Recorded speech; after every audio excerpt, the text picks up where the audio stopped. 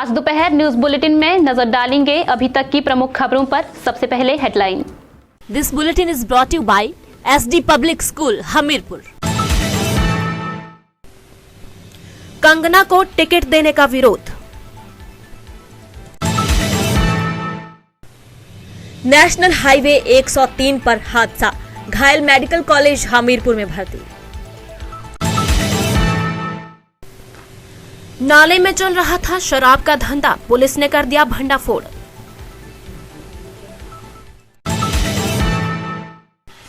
कूड़े के बिल और प्रॉपर्टी टैक्स में हुआ इजाफा, 1 अप्रैल से लागू हुआ नया स्लैब। अब खबरें विस्तार से। राष्ट्रीय देवभूमि पार्टी ने मंडी लोकसभा चुनाव क्षेत्र से भाजपा प्रत्याशी कंगना रनौत पर सवाल उठाए हैं। बिलासपुर में पार्टी ने भाजपा प्रत्याशी कंगना रनौत को टिकट दिए जाने का विरोध जताया है। जवाब दे, जवाब दे, जवाब दे। गौ मांस खाने वालों को टिकट कैसे दिया? कैसे दिया? कैसे दिया? गौ मांस खाने वालों को टिकट कैसे दिया? कैसे दिया? कैसे दिया? भाजपा जवाब दे, जवाब दे, जवाब दे। भारत माता की जय, गौ माता की जय, गौ माता की जय। बिलासपुर चंपा पार्क में सांकेतिक प्रदर्शन के दौरान पार्टी के पदाधिकारियों ने भाजपा से सवाल किया है कि हिंदुत्व की बात करने वाली भाजपा ने बीफ खाने वाली महिला को कैसे भाजपा प्रत्याशी बना दिया। भाजपा द्वारा हिंदुत्व व गौ रक्षा को लेकर बड़े बड़े दावे किए जाते हैं, लेकिन भाजपा ने ऐसी महिला को प्रत्याशी बना दिया जो कि बीफ खाती है। स्वयं सोशल मीडिया पर कंगना रनौत ने इस बात को स्वीकारा है। इन पदाधिकारियों ने कहा कि भाजपा के हिंदुत्व के दावे सभी खोखले साबित हो गए हैं।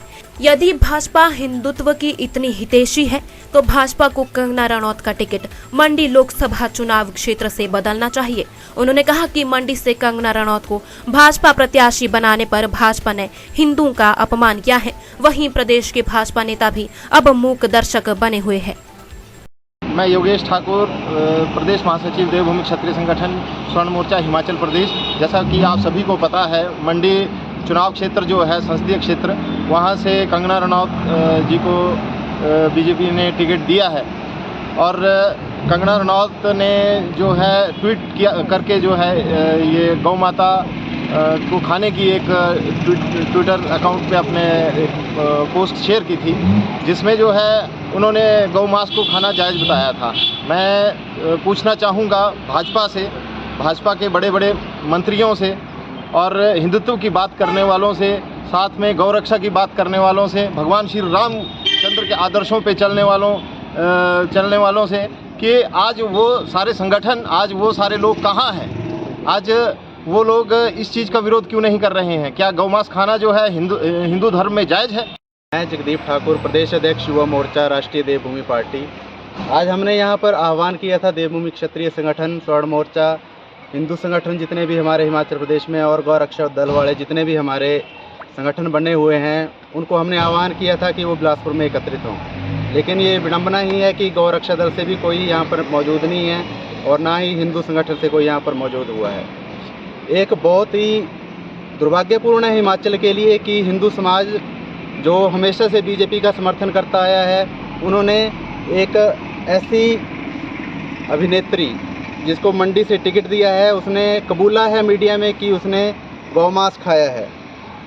ये उसने खुद कबूला हुआ है और उसने एक ट्वीट में ये भी कहा था कि गौ मांस खाना गलत नहीं है। तो हम कंगना से ये पूछना चाहते हैं कि क्या गौ मांस खाना गलत नहीं है उनके अनुसार, और क्या उन्होंने गौ मांस खाया है? अगर उन्होंने गौ मांस खाया है तो वो हिमाचल के मंदिरों को अपवित्र क्यों कर रही हैं? SD Public School Hamirpur CBSE से मान्यता प्राप्त, पिछले 19 वर्षों में एक जाना पहचाना नाम। लड़कों और लड़कियों के लिए कक्षा 3 से 12वीं तक उत्तम हॉस्टल सुविधा, पढ़ाई के साथ साथ प्रतियोगी परीक्षाओं की भी करवाई जाती है पूरी तैयारी। तो देर किस बात की, आज ही एडमिशन ले। हरे भरे तथा प्रदूषण रहित वातावरण में स्थित एसडी पब्लिक स्कूल हमीरपुर। संवारे अपने बच्चे का आज और कल। अधिक जानकारी के लिए संपर्क करें 9418537500 पर या फिर लॉग इन करें www.sdpublicschoolhamirpur.in पर। कहते हैं कि जो लिखा है वो होकर रहेगा और होने को कोई नहीं टाल सकता, और ऐसा ही वाकया नेशनल हाईवे 103 पर पेश आया।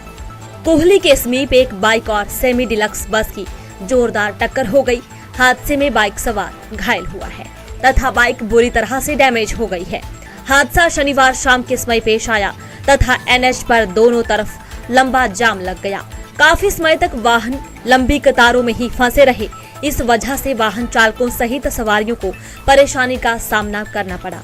बताया जा रहा है कि बाइक सवार भोटा से हमीरपुर की तरफ जा रहा था, वहीं सेमी डिलक्स बस हमीरपुर से दिल्ली जा रही थी। कोहली के समीप बाइक बस से सीधे टकरा गई। बताया जा रहा है कि हादसे में बाइक सवार की टांग में फ्रैक्चर हो गया है। हादसा इतना जोरदार था कि बाइक का अगला टायर भी टूट गया। मौके पर लोगों का जमघट लग गया तथा घायल को उपचार के लिए मेडिकल कॉलेज हमीरपुर लाया गया।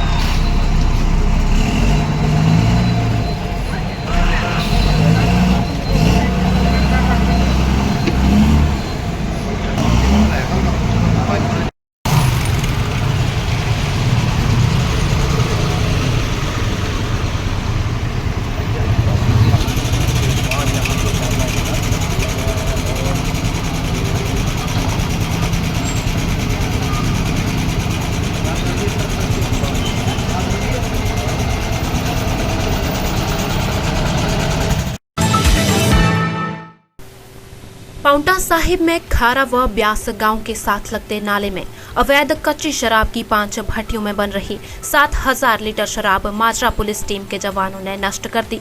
जानकारी के मुताबिक माजरा थाने के थाना प्रभारी प्रताप सिंह ने अपनी टीम के साथ खारा के जंगलों में गश्त के दौरान 3 किलोमीटर पेट्रोलिंग कर खारा व कयास के नाले और जंगलों में चल रही शराब की 5 भट्टियों को नष्ट कर दिया है। इन भट्टियों में मौजूद लगभग 7000 लीटर लाहन बनाने की सामग्री को भी पुलिस टीम द्वारा नष्ट कर दिया गया। हालांकि पुलिस टीम की दबिश से शराब माफिया फरार हो गए हैं। खारा और सिंघपुरा के जंगलों से गिरिपार व पाउंटा शहरी क्षेत्र सहित उत्तराखंड हरियाणा तक यह अवैध कच्ची शराब सप्लाई की जाती है। यहां बनने वाली अवैध कच्ची शराब पाउंटा के साथ साथ उत्तराखंड सहित हरियाणा राज्यों में भी सप्लाई की जाती है। इस क्षेत्र में शराब माफिया का बड़ा गैंग काम कर रहा है। प्रदेश में नशे के खिलाफ सरकार की सख्त नीति के चलते यहां माजरा पुलिस द्वारा बड़ी कार्रवाई अमल में लाई गई। इस दौरान पुलिस टीम ने खारा के जंगलों में छापेमारी कर 5 भट्टियों में रखी 7000 लीटर शराब नष्ट की है। इस दौरान मामले की पुष्टि करते हुए एसटीपीओ पाउंटा आईपीएस अदिति सिंह ने पुष्टि करते हुए बताया कि पुलिस की टीम को खारा के जंगलों में अवैध कच्ची शराब बनने की सूचना मिल रही थी, जिसके बाद पुलिस टीम ने कार्रवाई करते हुए 5 भट्टियों में रखी 7000 लीटर शराब नष्ट की है। उन्होंने कहा कि पुलिस द्वारा यह कार्रवाई आगे भी जारी रहेगी। पहाड़ों की रानी शिमला में 1 अप्रैल से कूड़े के बिल और प्रॉपर्टी टैक्स में बढ़ोतरी की गई है। कूड़े के बिलों में 10% की बढ़ोतरी की गई है, तो वहीं प्रॉपर्टी टैक्स में 8% की बढ़ोतरी की गई है। 1 अप्रैल से नया वित्तीय वर्ष शुरू हो चुका है और इसी वित्तीय वर्ष में कूड़े के बिलों और प्रॉपर्टी टैक्स में बढ़ोतरी की गई है। इस बढ़ोतरी के बाद अब हिमाचल की राजधानी शिमला में रहना महंगा हो गया है। नगर निगम शिमला के आयुक्त भूपेंद्र कुमार अत्री ने बताया कि कूड़े के बिलों में 10% की बढ़ोतरी की गई है, तो वहीं प्रॉपर्टी टैक्स में 8% की बढ़ोतरी की गई है। यह बढ़ोतरी हर साल की जाती है और 1 अप्रैल नए वित्तीय वर्ष शुरू होने के बाद यह बढ़ोतरी की गई है।